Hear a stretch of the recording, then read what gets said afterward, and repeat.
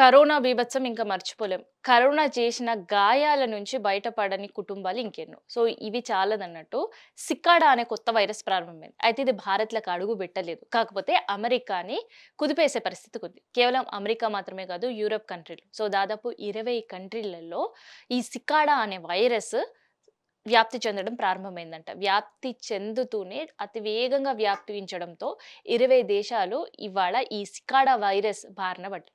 So, ఇప్పటికే America ఒకవైపు యుద్ధ సంక్షోభం, ఆర్థిక సంక్షోభం అండ్ ట్రంప్ తీసుకునే నిర్ణయాల వల్ల అక్కడ ప్రజల ఇబ్బందులు. సో, ఈ వీటితో పాటు ఇంకొకటి సికాడా వైరస్ అనేది వాళ్ళ కష్టాలకే యాడ్ ఆన్ అయింది. సో, ఈ సికాడా వైరస్ గురించి శాస్త్రవేత్తలు ఏం చెప్తున్నారంటే ఒమిక్రాన్ ఏదైతే వేరియంట్ కోవిడ్ వేరియంట్ ఉందో, సో దాని కుటుంబంతోనే ఈ సికాడా వైరస్ ఉంది. కాకపోతే ఈ సికాడా వైరస్ ఒమిక్రాన్ కంటే కోవిడ్ ఫస్ట్, సెకండ్ వేవ్‌కుండే వైరస్ కంటే కూడా చాలా స్ట్రాంగ్. సో దీని సంబంధించిన లక్షణాలు కూడా కోవిడ్ లక్షణాలు యాస్ ఇట్ ఈజ్. కాకపోతే ఇది వ్యాప్తి చెందడం మాత్రం ఒమిక్రాన్ కంటే 10 రెట్లు చాలా ఫాస్ట్‌గా వ్యాప్తి చెందుతంట. ఒకరి నుంచి ఒకరికి సోకడంలో 10 రెట్లు ఎక్కువ. అందుకనే కేసుల సంఖ్య గూడా విపరీతంగా పెరిగే అవకాశం ఉంది అని. అండ్ ఇది మాత్రమే గాదు. అండ్ ఏదైతే మనం కోవిషీల్డ్ అని, కోవాక్సిన్ అని వ్యాక్సిన్స్ వేయించుకున్నాం గదా! ఆ వ్యాక్సిన్ ఈ వేరియంట్‌కి ఎంత వరకు షీల్డ్ ప్రొటెక్షన్ ఇస్తదని శాస్త్రవేత్తలు పరిశోధనలు జేసినప్పుడు, ఆ పరిశోధనల రిజల్ట్స్ చూసిన తర్వాత వాళ్ళకే షాక్ అయిన పరిస్థితి. అదేంటంటే మనం కోవిషీల్డ్ అని, కోవాక్సిన్ అని ఏదైతే వ్యాక్సిన్ డోసెస్ వేసుకున్నామో దాన్ని కూడా ఓడించే అంత కెపాసిటీ అండ్ దానికంటే వేగంగా మన శరీరంలో చొచ్చుకుపోయే సిక్కాడా ఉంది అని. సో, ఈ సికాడా నుంచి బయటపడాలి అంటే కేవలం జాగ్రత్తలు, అప్రమత్తంగా ఉండడం మాత్రమే ది బెస్ట్ అని శాస్త్రవేత్తలు చెప్తున్నారట. అయితే భారత్‌లో ఇప్పటివరకు సికాడాకి సంబంధించి ఏ ఒక్క కేసు కూడా నమోదవ్వలేదు.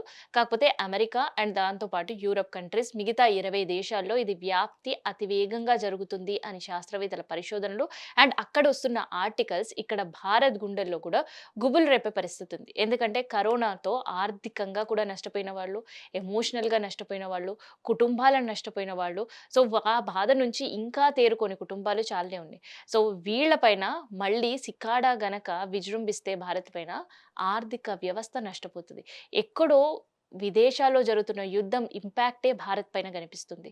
భారత్ పైన మాత్రమే కాదు, సామాన్యుడి కిచెన్‌లో కనిపించే పరిస్థితి. సామాన్యుడి జోబులో కనిపించే పరిస్థితి. ఎందుకంటే నిజానికి రేట్లు పెరిగే వస్తువులు కొన్నైతే ఎల్‌పీజీ సంక్షోభం నిజమే అయింది. అండ్ దాంతో పాటు దానికి మించి ప్రతి ఒక్కటి కూడా మార్కెట్‌లో కాస్ట్‌లీ అయిన పరిస్థితి. ఈరోజు యుద్ధం ఇంపాక్ట్ తోటి సామాన్యుడు ఒక మందులు కొనుక్కోవాలన్నా 25% పెరిగాయి. ఒక సిమెంట్, ఇటుక కాస్ట్‌లు గూడా మధ్య తరగతి ఎవరైనా ఇల్లు కన్‌స్ట్రక్ట్ జేసుంటే వాళ్ళ పైన కనిపిస్తుంది. ఒక రైతు పైన కనిపించే పరిస్థితి. ఒక ఆటో డ్రైవర్ పైన ఎల్‌పీజీ సిలిండర్ కోసం ఇవాళ భారతదేశంలో 20 గంటలు ఎదురు చూడాల్సిన సిట్యుయేషన్. సో, ఇట్లా ఇంపాక్ట్ ఆల్రెడీ యుద్ధం ఇంపాక్ట్ కనిపిస్తుంది. ఇక సికాడా వైరస్ ఇంపాక్ట్ కూడా పడితే భారత్ ఇంకా కూడా ఇబ్బందిలో ఉండే అవకాశం ఉంటది.